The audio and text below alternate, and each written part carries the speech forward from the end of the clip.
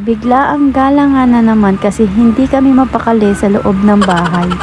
Mowa nga ang plano namin puntahan, pero nung nasa Pitex na nga kami, sa Makati na lang daw kami. Aba, ayos, diba?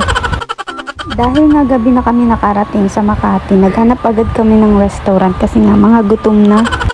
Nakahanap nga kami ng restaurant dito sa mall, kaso pasara na din kasi anong oras na kami nakarating. Kaya nag-search kami kung saan meron open ng 24 hours. Gogi Many nga lang ang nakita namin na open ng 24 hours. 649 per head nga dito, pero sulit na din kasi only lahat, only buffet and Korean barbecue na. Sobrang dami ng menu, hindi ko na nga na-videoan yung mga iba kasi nga shy type.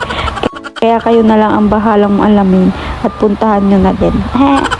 Isa pa, gutom na din ako. Nung hindi ko nga alam na nasa gilid lang pala yung mga chopstick at kutsara, para akong tangang naghahanap kung saan ko kukunin, nasa gilid lang pala ng table. Sa sobrang sarap, mapapasayaw ka na lang talaga. Sarap ng kain ko dyan, sa dala na din ng gutom, hindi ko na din namalayan na ang gulo na pala ng buhok ko. Basta masarap yung kain ko, okay na yan. Nga pala, bago kami mag-start dyan, sinabihan kami na pag may leftover ay may bayad na 200 per head. At dahil mga gutom kami, syempre walang walang leftover. Okay na to?